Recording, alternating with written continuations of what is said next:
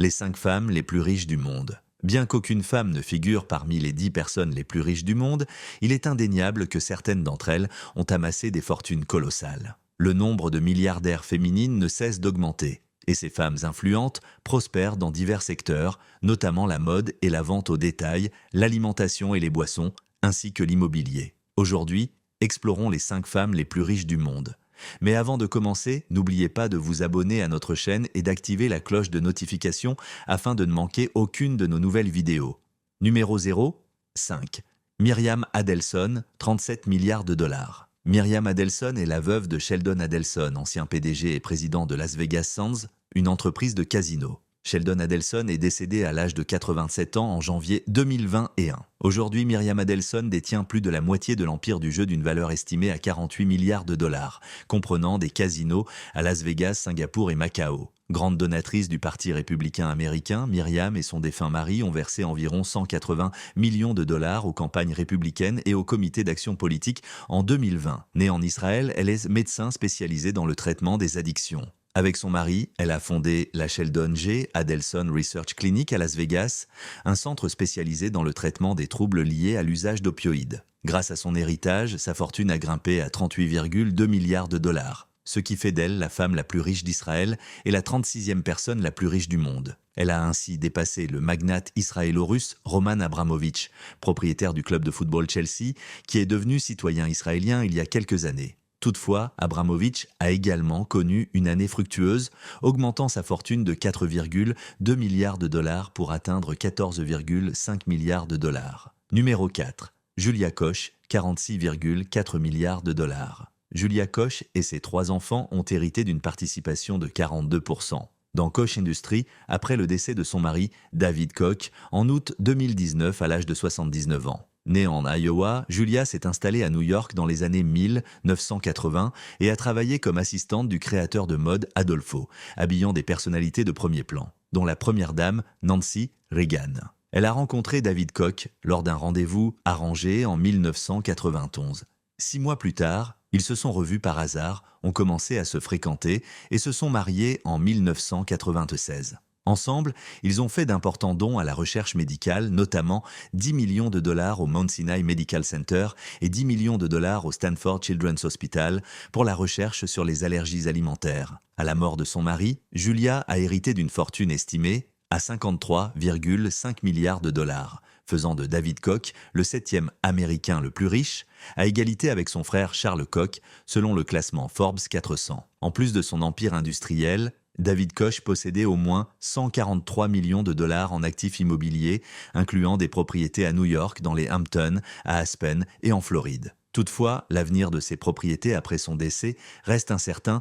Numéro 3. Mackenzie Scott, 59 milliards de dollars. Mackenzie Scott est bien plus qu'une femme fortunée. Elle incarne une vision audacieuse de la philanthropie et du changement social. Sa richesse, principalement issue de son divorce en 2019 avec Jeff Bezos, fondateur d'Amazon, aurait pu faire d'elle une figure discrète du cercle très fermé des milliardaires. Au lieu de cela, elle a choisi d'en faire un outil de transformation pour des centaines de causes à travers le monde. Lorsque Mackenzie Scott et Jeff Bezos se sont rencontrés en 1992, ils étaient tous les deux employés du fonds d'investissement D.E. Shaw. Leur histoire d'amour a rapidement évolué et 1 an plus tard, ils se mariaient. Ensemble, ils ont quitté leurs emplois pour s'installer à Seattle et lancer Amazon en 1994, une entreprise qui allait révolutionner le commerce en ligne et façonner le paysage économique mondial. Mais au-delà de cette success story, Mackenzie Scott avait sa propre trajectoire. Passionnée par la littérature, elle fut l'élève de Toni Morrison à Princeton et devint une écrivaine respectée. Son amour des mots et des histoires ne l'a jamais quittée,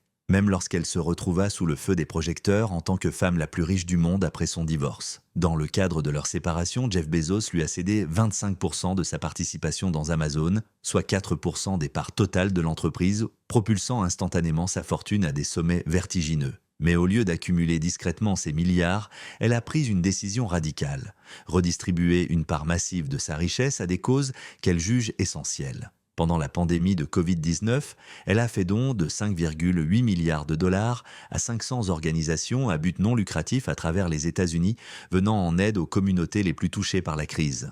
Ces contributions ont soutenu des initiatives en faveur de l'égalité raciale, des droits LGBTQ+, de la santé publique et de l'éducation. En juillet 2020, elle a annoncé un nouveau don d'1,7 milliard de dollars à 119 autres organisations et a officiellement changé son nom de famille de Bezos à Scott, un geste symbolisant son indépendance et son engagement personnel. En 2021, elle a fait une nouvelle annonce fracassante. Elle distribuera la majeure partie de sa fortune de son vivant, refusant l'idée d'amasser une richesse pour la seule transmission héréditaire. Un engagement qu'elle partage avec son époux, Dan Jewett, un professeur de sciences avec lequel elle s'est remariée. Ensemble, ils se sont engagés à reverser la majeure partie de leur fortune, inspirant ainsi une nouvelle génération de milliardaires à suivre leur exemple. Numéro 2. Alice Walton, 66 milliards de dollars. Héritière de l'empire Walmart, Alice Walton a longtemps figuré parmi les femmes les plus riches du monde. Fille de Sam Walton, fondateur du géant du commerce de détail, elle a vu sa fortune croître de manière exponentielle, atteignant aujourd'hui 66 milliards de dollars. Contrairement à ses frères Rob et Jim, Alice Walton a choisi de ne pas jouer un rôle actif dans la gestion de Walmart. Elle a préféré se consacrer à sa passion pour l'art, un domaine dans lequel elle a investi des ressources considérables. En 2011, elle a fondé le Crystal Bridges Museum of American Art à Bentonville, Arkansas, sa ville natale. Le musée abrite une collection impressionnante d'œuvres d'artistes emblématiques tels qu'Andy Warhol, Norman Rockwell et Mark Rothko, offrant au public un accès exceptionnel à l'art américain dans une région jusque-là peu associée à la culture artistique.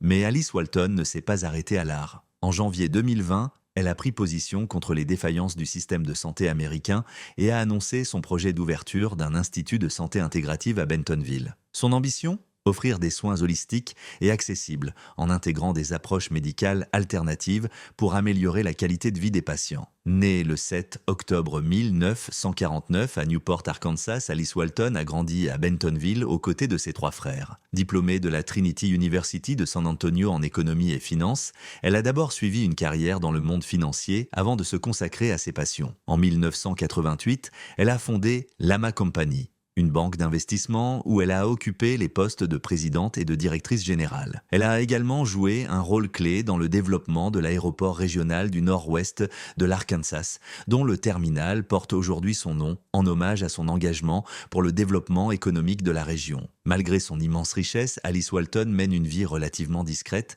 préférant se concentrer sur ses initiatives artistiques et philanthropiques. Elle réside actuellement dans un ranch de 3200 acres au Texas, où elle élève des chevaux de course de haut niveau. Son engagement envers l'art, la culture et la santé publique fait d'elle une figure unique parmi les milliardaires, prouvant que la richesse peut être un levier puissant pour promouvoir la connaissance et l'innovation. Numéro 1, Françoise Bettencourt-Mayer, 82,9 milliards de dollars. Françoise Bettencourt-Mayer est aujourd'hui la femme la plus riche du monde, mais son ascension vers ce statut n'a pas été un long fleuve tranquille. Derrière cette immense fortune se cache une histoire fascinante, faite d'héritage, de lutte et d'engagement. Petite fille du visionnaire Eugène Schueller, fondateur de L'Oréal en 1909, elle a grandi dans l'ombre d'un empire cosmétique qui allait redéfinir l'industrie mondiale de la beauté. Mais son destin bascule en 2017, lorsqu'elle hérite d'un véritable empire évalué aujourd'hui à 56,8 milliards de dollars. Cet héritage ne lui est toutefois pas venu sans difficulté.